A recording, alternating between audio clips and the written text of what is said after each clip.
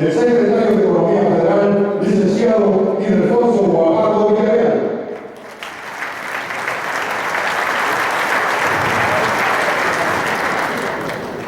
Buenos días a todos ustedes.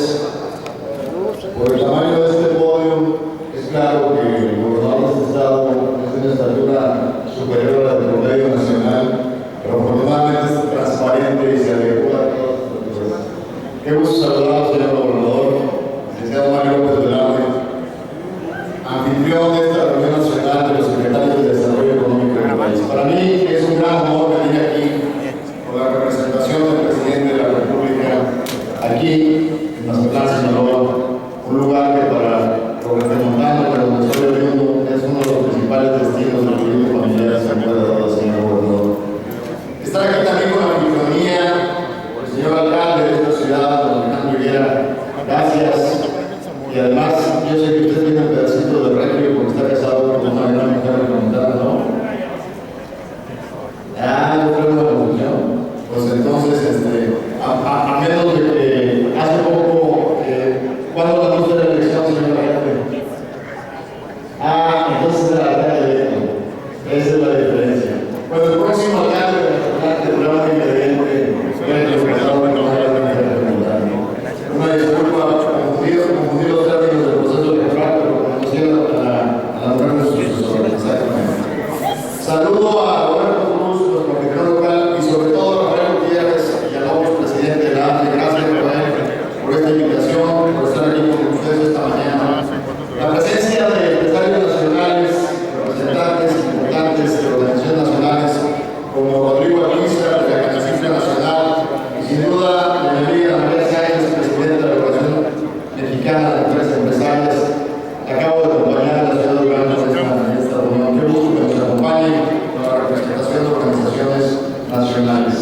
Sin duda, en esta reunión para la Secretaría de Economía es importantísimo la presencia del equipo de la Secretaría de Economía y del sector coordinado por la Secretaría de Economía. En el día de hoy nos acompañarán en los trabajos tanto el presidente del Instituto Nacional del Emprendedor, Enrique Jacob, como el director general de ProMéxico, la Agencia de Promoción de Inversión y Exportaciones Mexicanas, en el caso de Francisco González, quien nos acompaña y nos acompañará en los trabajos que ustedes tendrán el día de hoy. Hace un momento platicaba yo con el señor gobernador y sin duda, frente a la clase empresarial de Sinaloa, me hacía yo algunas reflexiones muy importantes.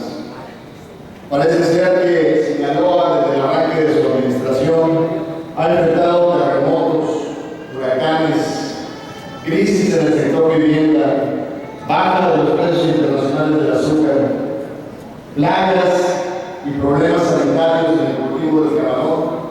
Pero estoy seguro que con su liderazgo, señor gobernador, y con la coordinación de las autoridades federales, estatales y municipales, tendremos sin duda la posibilidad de darle todo el impulso que se requiera y apoyar, en este caso, el desarrollo de una entidad tan importante como Sinaloa.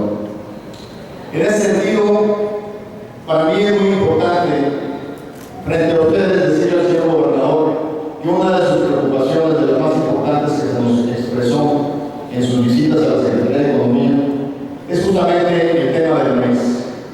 Y del tema del maíz, me complace decirles que el día de ayer, en una conversación de las tres secretarías más importantes que coordinan la Comisión de Comercio Exterior del Gobierno de la República, la Secretaría de Hacienda, la Secretaría de Agricultura y la Secretaría de Economía, vamos a proponer a la próxima reunión de la Comisión que justamente se revierta el decreto del 2008 que estaba permitiendo la importación de maíz de países que no tenemos tratados comerciales y que están afectando a los productores de gran estado de Sinaloa.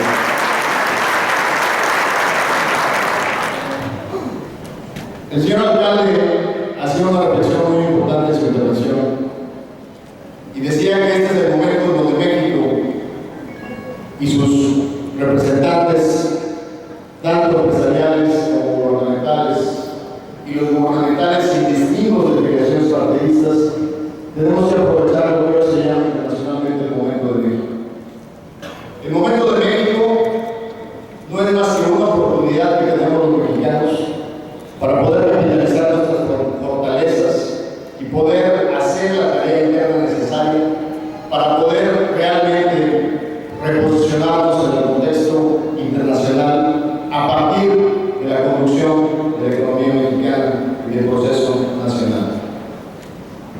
duda, cuando analizamos la historia económica de México, nos damos cuenta que en el pasado tenemos cosas que corregir, pero también tenemos que reconocer que hay cosas que se han hecho adecuadamente. Yo diría que hay dos grandes activos que después de muchas elecciones y tiempos difíciles durante varias décadas, finalmente logramos consolidar. Y una de ellas es la disciplina fiscal y la disciplina monetaria que nos han dado la estabilidad financiera que nos permitió recuperarnos de la crisis del 2008 relativamente rápido.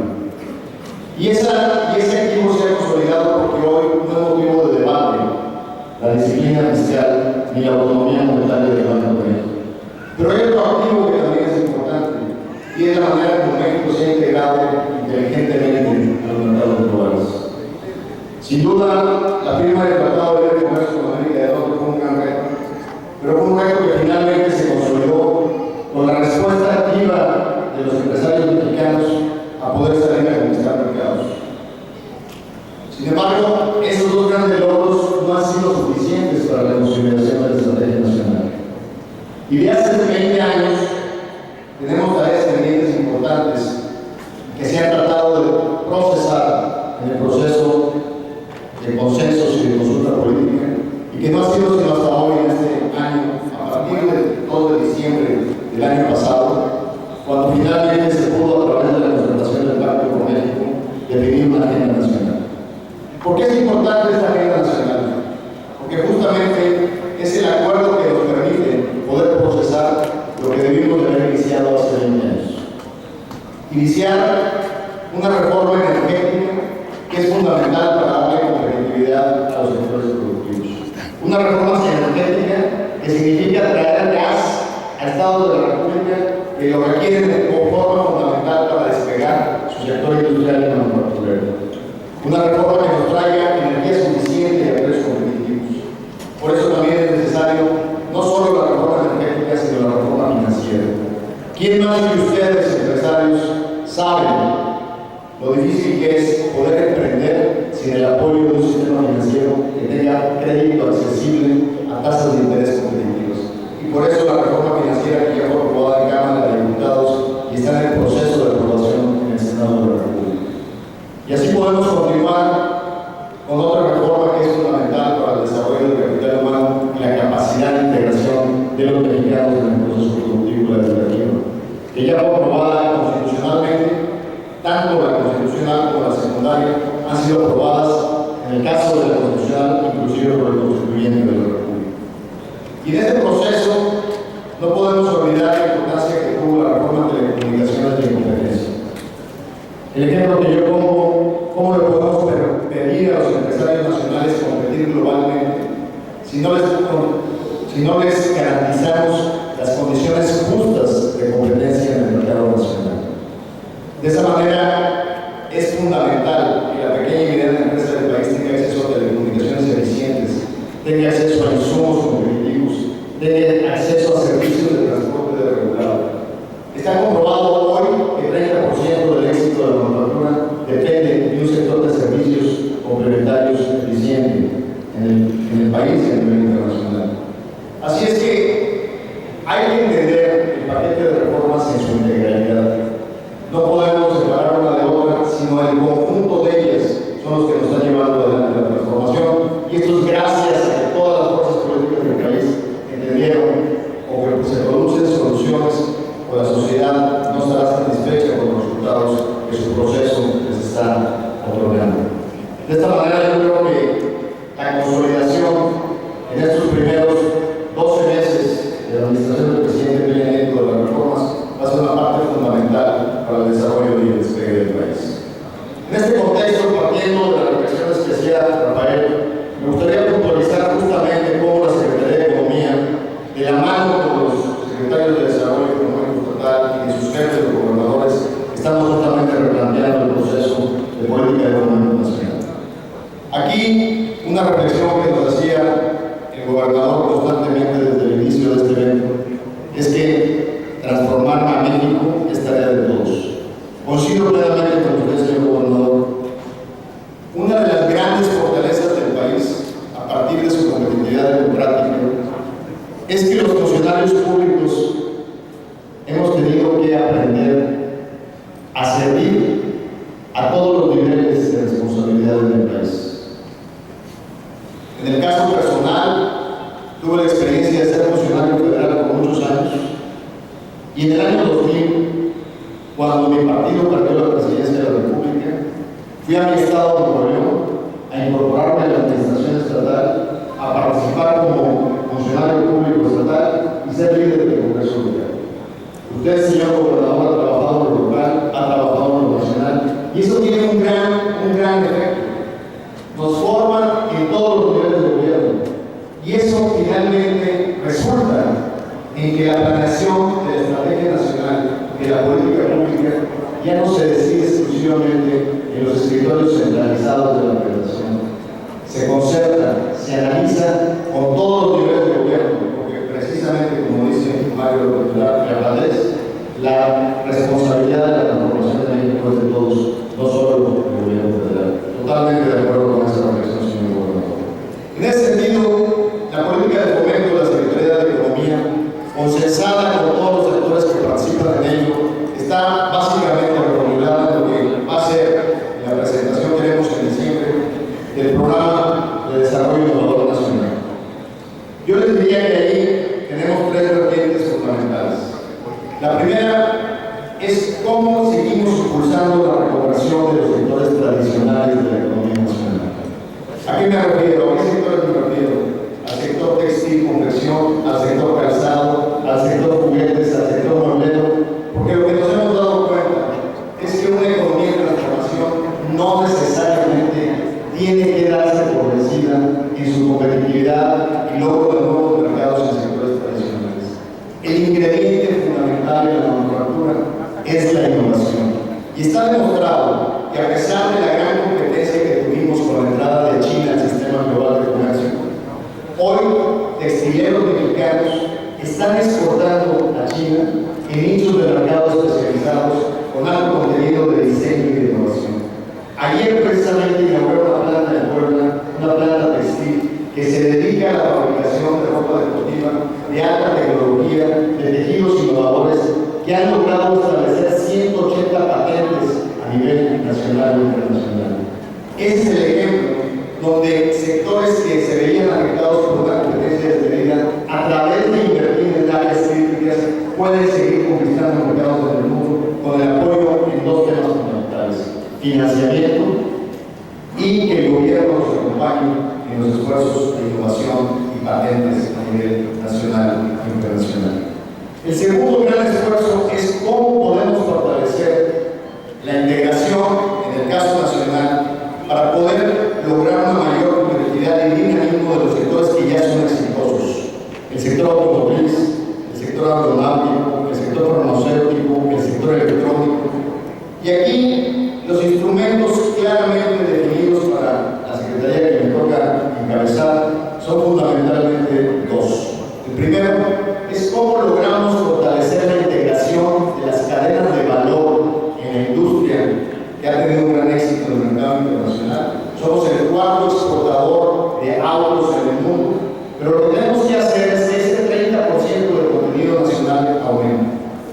Acabo de estar en un gran esfuerzo del Estado de Tlaxcala para poder incorporar insumos en la cadena de valor automotriz, y me dio mucho gusto saludar empresas que hace 6 años se dedicaban a productos metálicos para otro tipo de industrias o productos textiles como mezclilla, y ahora se han transformado en abastecedores, pequeñas empresas abastecedores de la industria automotriz nacional, empresas de 50, 100 trabajadores que dieron la recuperación en el proceso. Y es ahí donde entra la otra parte de la estrategia: cómo impulsar que empresas de tamaño pequeño y mediano transiten a promover lo que llamamos el escalamiento en el tamaño productivo, transiten a ser pequeñas empresas medianas y empresas grandes. Ese es el segundo sector específico. Y el tercero, cómo fomentamos nuevos sectores de innovación, cómo fomentamos nuevos sectores donde tenemos una posibilidad de posicionamiento. Y ahí estamos hablando del sector de la biotecnología, estamos hablando del sector de la nanotecnología. Y cuando hablo de biotecnología, sin duda, también también está cerca de Sinaloa. El debate nacional, Sinaloa tiene que estar presente. Hoy los mexicanos consumen productos importados que usan maíz transformado biológicamente. No podemos no dar el debate porque sería mantener la pobreza a los productores nacionales de maíz. Es importante que pensemos la dirección del mundo y es importante que estemos a la par de los mejores procesos internacionales de tecnología agroindustrial y productiva también en el campo mexicano. Dicho esto, hay un cuarto sector que también está cerca del proyecto de Sinaloa. Ese cuarto sector es cómo la Secretaría de Economía coordina los esfuerzos del gobierno federal para que la fuerza del gasto público nacional sea utilizada en la construcción de capacidades productivas de los empresarios mexicanos. Tradicionalmente, cuando se hace una licitación de la Secretaría de la Defensa, simplemente los factores de competencia en los concursos internacionales es quién da el mejor precio, quién da el mejor servicio, el mejor precio.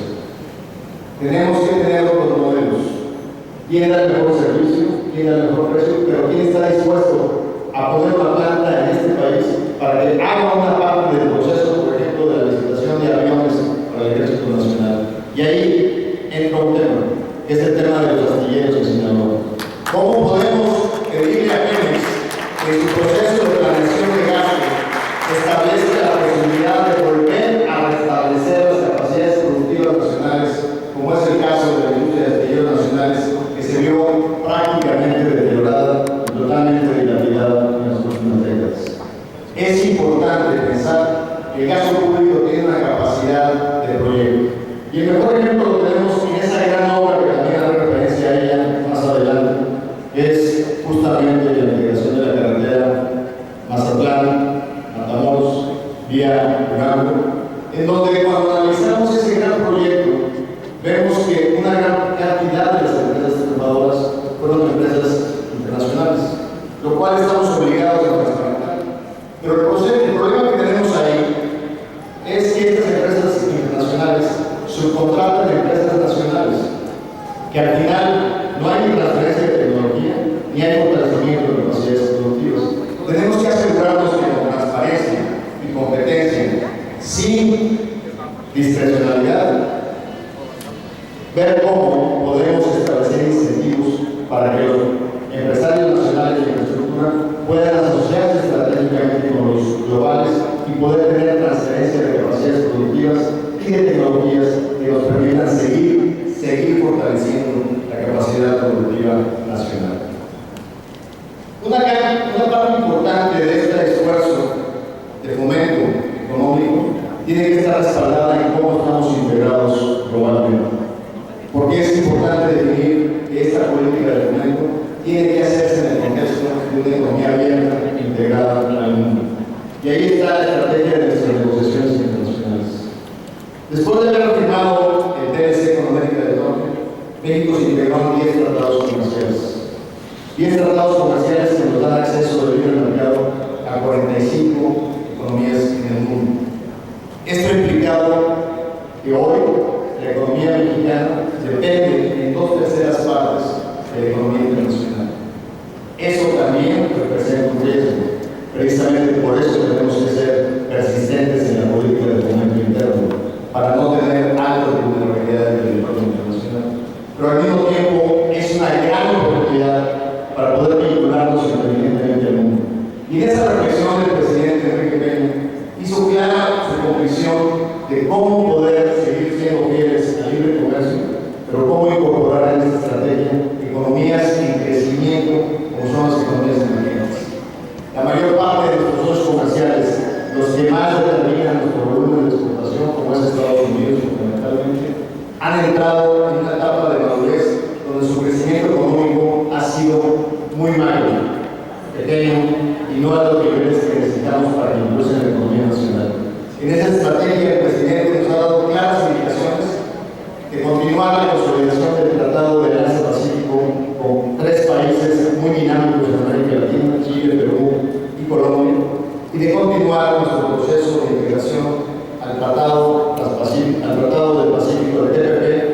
está negociando actualmente con 5 economías de las Américas y 7 economías asiáticas.